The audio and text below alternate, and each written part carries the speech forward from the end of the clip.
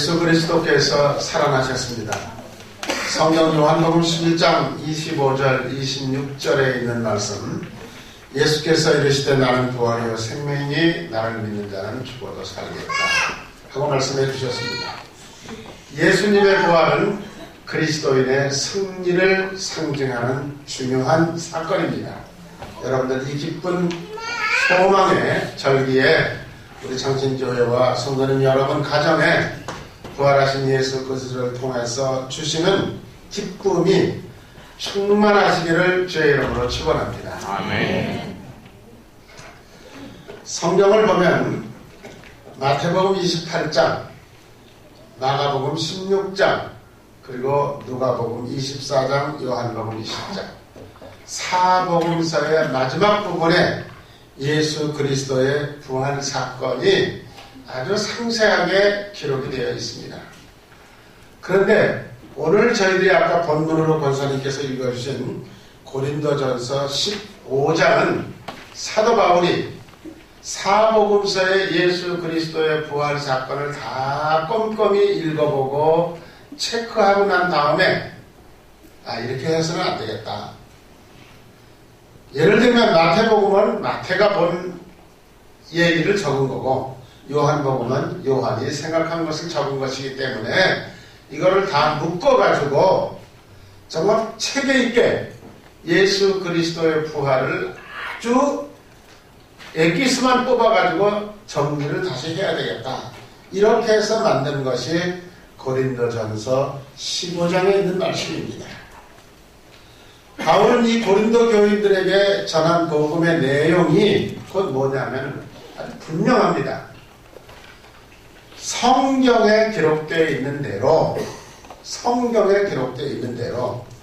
예수 그리스도는 우리들의 죄를 대신해서 죽으셨다가 그 다음에 무덤에 묻혔다가 그 다음에 성경에 살아나시기라고 약속한 그 말씀대로 사흘 만에 살아났다. 그러니까 모든 것은 사람들이 보고 기록해 놓은 것도 중요하지만 그보다 더 중요한 건 뭐냐면은 성경의 말씀대로 차례차례 이루어졌다. 그런 얘기입니다. 그렇다면 우리가 오늘날 성경을 부인할 수는 없습니다. 물론 예수 안 믿는 사람들은 성경을 번쩍만쩍 하기는 합니다. 번쩍만쩍 한다고 해서 성경의 가치가 떨어지는 것은 아닙니다. 몰라서 그러는 것 뿐이죠. 이 지구상에 살고 있는 많은 인류가, 많은 학자들이 성경의 얘기는 거짓말이야. 그거 있을 수도 없는 얘기야. 죽은 사람이 어떻게 살아. 이러면서 성경을 연구해가지고 예수 부활이 거짓이라는 것을 증명해야 되겠다고 달려들었던 학자들이 굉장히 많습니다. 그래서 실제로 책을 출판하기도 했습니다. 그런데 여러분, 하나도 먹혀 들어가지 않습니다. 그 책을 사람들이 읽으려고 하지도 않습니다. 그 말은 무슨 말이냐. 인류가 가지고 있는, 제가 지난 한 두 주일 전에 말씀드렸잖아요. 하나님이 인간에게 주신 선물 가운데 가장 넘버원 선물은 성경입니다. 이 성경이 얼마나 소중한 것인가. 그런데 성경에 기록된 대로 차근차근 다 일이 진행돼 가지고 이루어졌다고 하는 것은 우리가 무엇으로도 부인할 수 없는 사실이다. 그런 얘기입니다. 그래서 예수님께서 이렇게 부활하신 것을 이 세상에 그림을 그리는 미술가들은 엄청나게 많은 작품을 만들어냈습니다. 그래서 예수님의 부활 사건에 대한 작품이 한 가지 두 가지가 아니에요. 그림계나 그린다는 사람은, 특별히 서양 사람들은 이 그림 한 장을 그리기 위해서 성경의 부활 사건을 수도 없이 많이 읽어보고 그 말씀 붙들고 기도하고 그리고 그 말씀 붙들고 성령께서 영감을 달라고 매달리고 난 다음에 어느 날 그림을 그리기 시작해서 이런 부활에 대한 그림은 종류가 너무도 많고 어느 박물관에 가봐도 유럽에 있는 모든 박물관에는 예수님 부활 사건이 그림으로 그려져 있는 것이 없는 곳이 한 군데가 없습니다. 이게 얼마나 대단한 일일까. 그런데 고린도전서 15장은 오늘 15장을 사도 바울이 기록한 이유 가운데 중요한 것은 사람들이, 어떤 사람들이 죽은 사람이 어떻게 살아나느냐. 끝까지 그렇게 말하는 사람들이 너무 많다는 거예요, 세상에. 그래서 내가 이 사람들에게 이해를 돕기 위해서 이 성경을 기록한다. 사도 바울은 그렇게 해서 기록했습니다. 그래서 1절부터 11절까지는 부활의 역사적 사실. 제가 이거 설명 안 드립니다. 왜? 역사적 사실은 제가 지난해에도 여러분들에게 설명을 드렸습니다. 그리고 이것은 분명한 일입니다. 만일 예수님이 부활하시지 않았는데 이스라엘에다가 빈 무덤에다가 그는 부활했습니다 하고 써붙여놓고 온 세상 사람들을 거짓말 시키겠습니까? 그 거짓말에 넘어가서 목숨 내거는 사람이 있겠습니까? 여러분 한번 생각해 보십시오.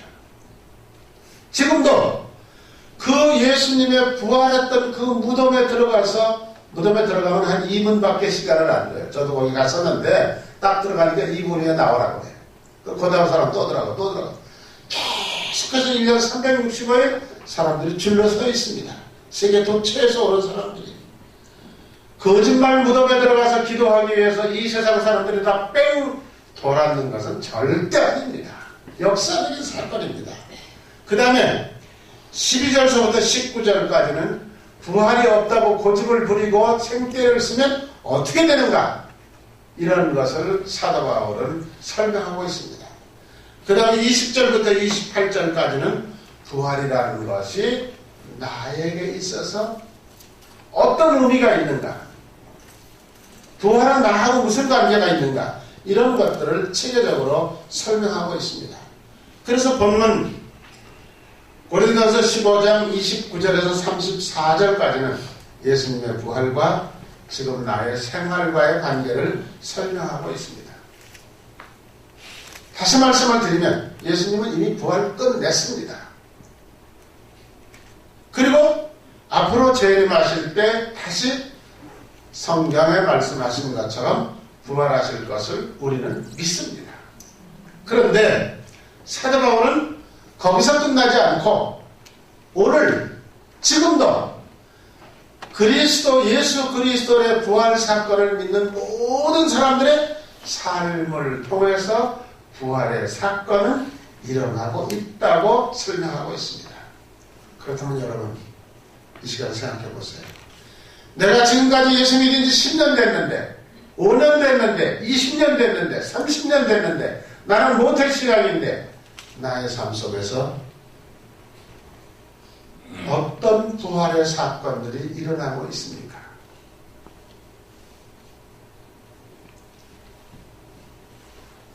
오늘 사도 바울은 이렇게 논박을 하고 있습니다. 죽은 자를 대신해서 세례를 받는 일이 있었답니다. 그 예수님 부활하시고 난 바로 직후에 많은 사람들이 우리 아버지는 예수가 부활한 것도 보지도 못하고 알지도 못하고 돌아가셨는데 지옥에 빠져있을 텐데 어떻게 하지? 내가 대신 부활을 해줘야 되겠구나. 대신이라는 것은 기독교에서는 없습니다. 그렇지만 그 당시 사람들은 속셈으로 무슨 생각을 했느냐 그러면 부활이 있다. 예수님 부활하셨고 참 열매가 됐으니까 나도 부활할 수 있고 죽은 우리 어머니도 부활할 수 있고 우리 아버지도 부활할 수 있다. 그 생각은 있었다는 거죠. 그건 확실히 그들의 마음속에 잠재적으로 있었던 믿음이라는 거죠. 아버지가 예수 안 믿고 돌아가셨는데 내가 세례를 우리 아버지 이름으로 대신 받아준다는 것은 기독교에서는 있을 수는 없는 일이에요. 그럼에도 불구하고 사람들은 그렇게 해서라도 우리 아버지를 구원할 수 있는 방법이 있다면 내가 세례를 대신 받아야 되겠다. 이렇게 하고 돈을 갖다 주어가면서 사제들에게 세례를 베풀어달라고 부탁을 했다는 겁니다. 그러나 여러분 오늘날 우리들의 신앙 개념과 성경의 해석에서는 분명히 신앙생활은 한 사람 한 사람의 문제이지 남편은 교회 안 나오고 뻗튕기고 있는데 부인이 열심히 나온다고 해서 마지막에 돌아가시고 난 다음에 부인 덕에 남편이 천당 가는 법은 없습니다. 신앙은 다 개인적인 것이에요. 1대1의 문제입니다. 그런데 사도 바울은 그럼 부활은 뭐를 얘기하는 건가? 근데 31절에 사도 바울이 이런 얘기하고 있습니다.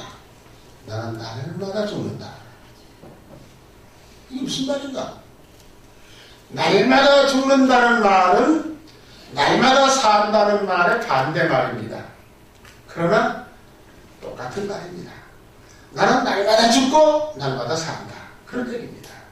그럼 날마다 죽고 날마다 산다는 건 뭘 말하는 건가? 나의 삶 속에서 예수 그리스도의 가르침과 전혀 다른 엉뚱한 욕심 때문에 생기는 모든 삶의 스타일을 나는 날마다 죽인다. 그리고 예수 그리스도께서 가르쳐 주신 거룩한 삶으로 날마다 새롭게 살아가고 있다. 그렇게 사도 바울이 설명하고 있는 겁니다. 그래서 죽는다는 거하고 산다는 거하고는 완전히 다른 거죠. 그러나 여러분, 우리가 몰라서 그렇죠. 우리 육체적인 몸만 가지고 한번 생각을 해봅시다. 제가 여기 상처를 탁 나가지고서 큰일 났어요. 쌈에 놨는데 이 안에서 골마요. 그래서 보기도 끔찍스러운 고름이 막 줄줄줄줄 흐릅니다. 그것은 뭐냐? 내 몸속에 있는 여기 다친 부분을 치유해 주기 위해서 적혈구가 여기 와서 그 병균하고 싸워가지고 시체로 남아서 쏟아지는 게 고름입니다. 그 고름이 쏟아지는 대신에 안에서는 무슨 일이 일어나고 있습니까? 새로운 살이 돋아나서 연결이 돼가지고 붙어지고 있다는 거예요. 그게 바로 뭐냐? 사망과 생명이 함께 있다는 겁니다. 사망이 한쪽에서 죽어나가는 게 있으면 한쪽에서 살아나오는 게 있었다. 그래서 우리 몸에 이 몸속에서는 지금 계속해서 세포가 죽어나가고 있습니다. 그런가 하면은 또 한쪽에서는 새로운 세포가 만들어져서 그 자리를 채워가고 있기 때문에 우리가 지금 살아있다는 얘기입니다. 여러분, 사도 바울은 그렇게 얘기하는 겁니다. 날마다 죽어야 새로운 생명이 날마다 솟아난다.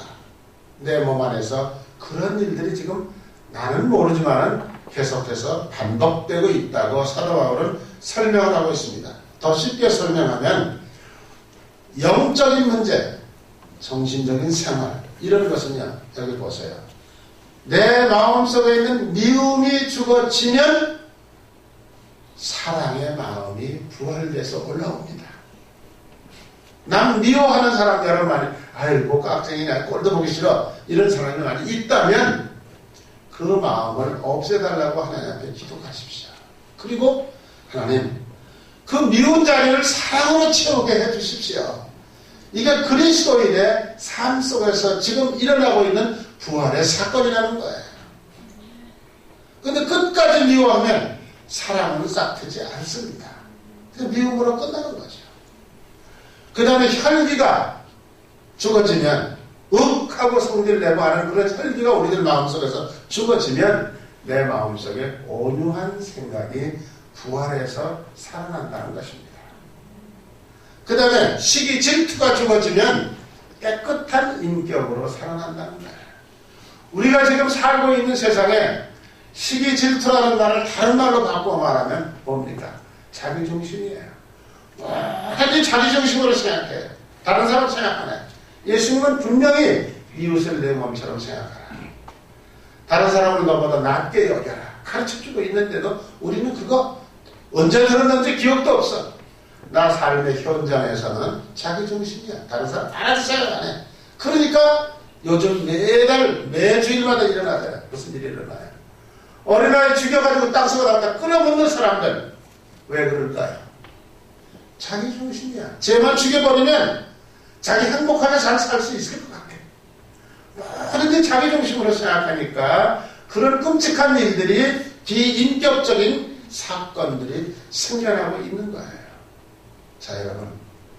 여기 지금 세 가지 나와 있는 이것만 우리가 잘 컨트롤해서 예수 그리스도의 말씀대로 살아가려고 결단한다면 이게 바로 부활신앙입니다. 이게 바로 예수님 앞에서 떳떳하게 주님 나 이렇게 살았습니다 하고 얘기할 수 있는 것입니다. 성경에 그런 말이 있죠. 니고데모가 어느 날 밤중에 예수님을 찾아옵니다. 그때 예수님 뭐라 그래요?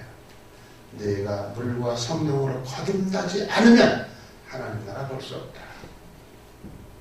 이게 무슨 말이에요? 물과 성령으로 거듭난다는 말이 무슨 말이에요?